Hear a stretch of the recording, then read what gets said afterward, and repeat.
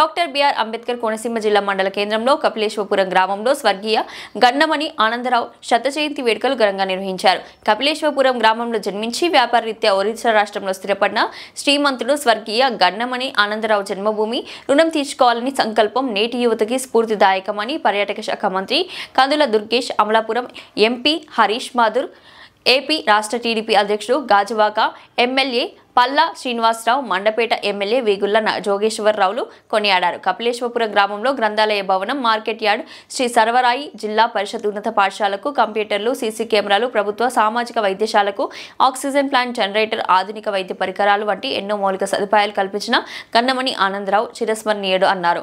గన్నమణి ఆనందరావు అడుగుజాడల్లో తన తనయులు మురళీకృష్ణ, మోహన్ రావులు గ్రామంలో పలు అభివృద్ధి కార్యక్రమాలకు ఆర్థిక సహకారాలు అందించడం అభినందనీయమని ప్రజాప్రతినిధులు పేర్కొన్నారు. గన్నమణి కుటుంబ సభ్యులు ఆర్థిక సహకారంతో అభివృద్ధి పరుస్తున్న హిందూ శ్మశాన వాటిక పనులు శిలాఫలకం ఆవిష్కరించారు. గన్నమణి ఆనందరావు శత జయంతి సందర్భంగా ఆయన శిలా విగ్రహాన్ని గ్రంథాలయం భవనం ఎదుట ఆయన కుటుంబ సభ్యులు ఆవిష్కరించారు. శత జయంతి వేడుకలు పురస్కరించుకుని భారీ ఎత్తున అన్న సంరాధన కార్యక్రమాలు, పలు సాంస్కృతిక కార్యక్రమాలు నిర్వహించారు. అనంతరం అతిథులకు మెమంటోలు అందజేశారు. స్వర్గీయ గన్నమణి ఆనందరావు శత జయంతి వేడుకల్లో మాజీ ఎమ్మెల్సీ కుర్మాపురం అబ్బు, మాజీ శాసన మండలి డిప్యూటీ చైర్మన్ రెడ్డి సుబ్రహ్మణ్యం, మాజీ రాజ్యసభ సభ్యుడు నెక్కింటి భాస్కరరావు, ఆకులరాము, కృష్ణ, కపిలేశ్వరపురం, అంగర, కొరుమిల్లి, తాతపుడి తదితర సమీప గ్రామాల నుండి వేలాదిగా ప్రజలు, అభిమానులు పాల్గొన్నారు.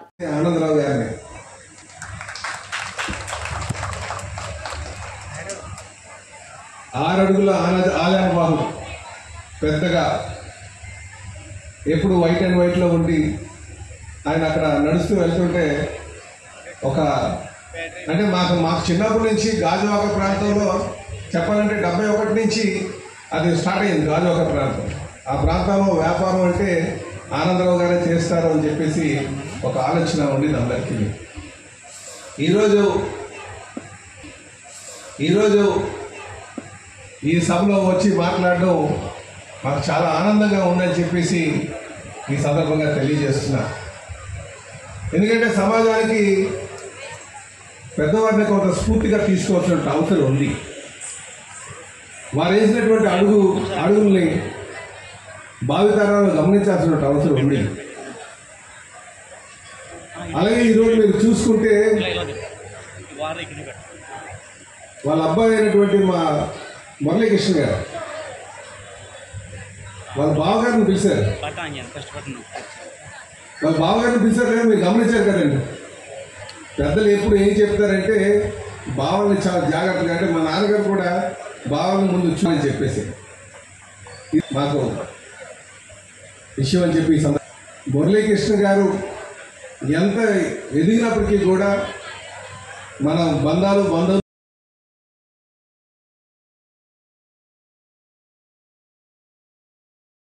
వాళ్ళ ఆశయాల్ని ఖచ్చితంగా స్ఫూర్తిగా తీసుకుంటాం. మనం ఏ స్థాయిలో ఉన్నా సరే ఎదిగిన కొద్ది ఒదిగి ఉండాలని ఒక ఆలోచన స్ఫూర్తిగా తీసుకుని ముందుకు మేము కూడా వెళ్తామని చెప్పేసి ఈ సందర్భంగా తెలియజేస్తూ, వారు ఎప్పుడు పిలిచినా వాళ్ళ అబ్బాయి వాళ్ళ కుటుంబ సభ్యులకి మేము ఎప్పుడూ అండగా ఉంటాం, ఎప్పుడు పిలిచినా పలుకుతాం అని చెప్పి ఈ సందర్భంగా తెలియజేస్తూ, ఇంత చక్కని వేదికలో మాట్లాడే అవకాశం వచ్చినందుకు నాకు చాలా ఆనందంగా ఉంది. ఇంత గొప్పగా ఏర్పాట్లు చేసి ఇదిగా చాలా ఆనందం ఉందని చెప్పి సందర్భంగా తెలియజేస్తూ, ఈ సభని నడిపిస్తున్నటువంటి మా ఎర్రప్రాడ రామకృష్ణ గారు కూడా మనస్ఫూర్తిగా నేను అభినందనలు తెలియజేస్తూ సెలవు తీసుకుంటున్నాను. నమస్కారం. సందర్భంగా మనం మాట్లాడుకుంటున్నప్పుడు కమ్యూనిజం, సోషలిజం, ఫ్యూడలిజం వీటి గురించి పెద్దలందరూ చెప్పారు. నాకు గన్నమణి ఆనందరావు గారి జీవిత విశేషాలు విన్న తర్వాత ఈ ఇజాలన్నిటికీ మించి హ్యూమనిజం ఉన్నటువంటి మనిషి ఆనందరావు గారు అనేటువంటి మాట స్పష్టంగా కనపడతా ఉంది.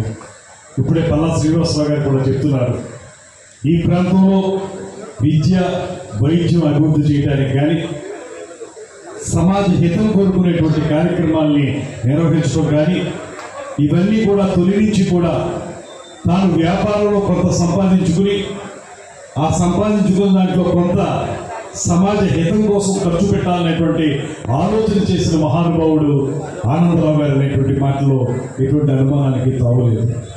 అంతేకాదు ఇంకొక విషయం, ఉదయం మురళీకృష్ణ గారితో మాట్లాడినప్పుడు నాకు అర్థమైంది, ఒరిస్సా ప్రాంతంలో వారు వ్యాపారం కోసం వెళ్ళినప్పుడు అక్కడ కూడా తన యొక్క సహజ సిద్ధమైనటువంటి సేవా ప్రవృత్తిని కనబరిచే విధంగా అక్కడ ఎవరైతే ఆ ప్రాంతానికి తరలి వచ్చినటువంటి తెలుగువారు ఉన్నారో వారి పిల్లలకి సరైనటువంటి విద్యా సౌకర్యం లేకపోతే అక్కడ కూడా ఒక అద్భుతమైనటువంటి విద్యా సంస్థను ఏర్పాటు చేసి ఇవాళ వరకు కూడా అది ఉత్తమోత్తమైనటువంటి విద్యా సంస్థగా రూపుదిద్దుకోవడానికి ప్రధాన కారకులు శ్రీ గణమని ఆనందరావు గారు అనేటువంటి మాట నిజంగా చాలా ఆనందం కలిగిస్తూ ఉంది.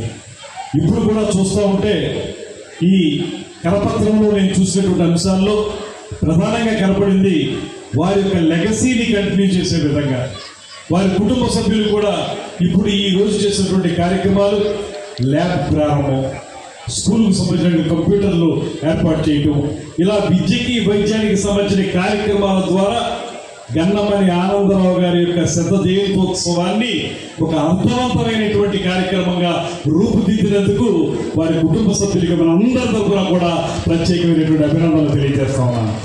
అది వారి రక్తంలో వచ్చినటువంటి అంశం. సమాజానికి మనం అంతో ఎంతో సేవ చేయాలనేటువంటి మాటతోటి ఒకప్పుడు జన్మభూమి అనేటువంటి కార్యక్రమాన్ని చంద్రబాబు నాయుడు గారు పెట్టారు. 4 రూపాయలు సంపాదించుకుని అందులో కొంత ప్రజలకు ఇవ్వాలని.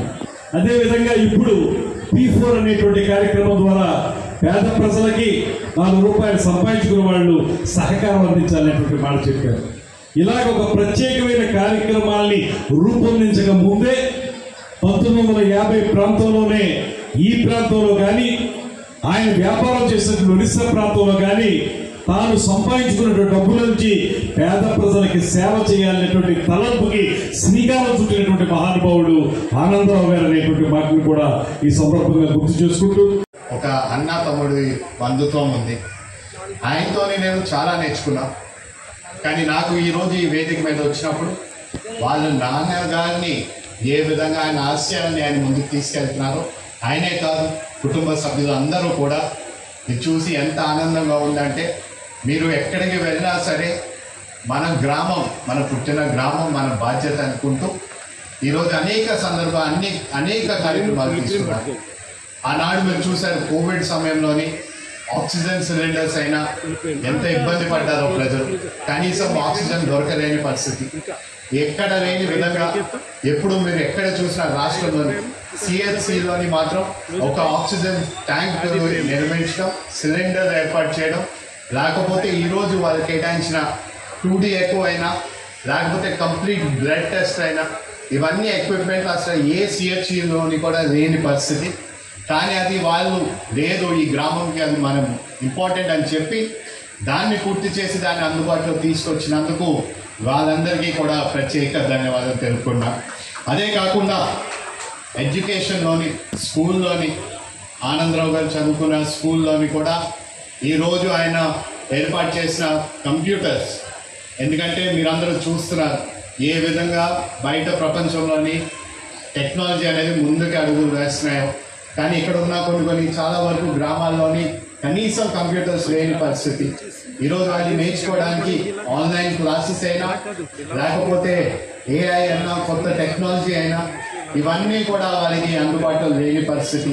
లేదు మనం ఇక్కడ మనం ఈ రోజున మనం ఈ కంప్యూటర్స్ ఇక్కడ ఏర్పాటు చేస్తే రేపన్నాడు వాళ్ళకి కూడా ఆన్లైన్ క్లాసెస్ కూడా తీసుకోవడానికి సొల్యూషన్ ఉంటుందని కూడా వాళ్ళు ఏర్పాటు చేయడం చాలా ప్రత్యేకంగా వాళ్ళందరికీ ధన్యవాదాలు తెలుపుకుంటూ, అలాగే ఇలాంటివి ఆ కుటుంబ సభ్యుల్ని నేను అడిగేది, ఆనాడు వాళ్ళు మాతో మాట్లాడుతూ ఇక్కడ అనేక సందర్భాల్లోని ఈ ప్రాంతంలోని చాలామంది ఇక్కడ ఉన్న గ్రామస్తులు అందరూ కూడా ఇబ్బంది పడేది, ఇక్కడ ఉన్న శ్మశానంతో ఉన్న సమస్య గురించి వాళ్ళందరూ మాట్లాడడం జరిగింది.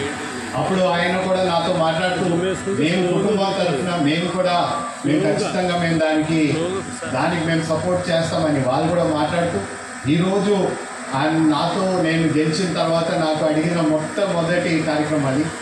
నేను కూడా అనేక సందర్భాలను దాన్ని రివ్యూ చేస్తూ అది ఉండిపోవడం జరిగింది. ఈరోజు ఇది సత్య జయంతి వేడుకల్లోని దీనికన్నా మంచి కార్యక్రమం ఎప్పుడు దొరకదు. ఖచ్చితంగా ఈరోజు మనం చేయాలి. PR డిపార్ట్మెంట్, పంచాయతీరాజ్ డిపార్ట్మెంట్ చెప్తే వాళ్ళు రాత్రి అనక పగలనక శిలాపథకంని కూడా ఏర్పాటు చేసి దాన్ని ఈరోజు ఓపెన్ చేయడం, అది కూడా మన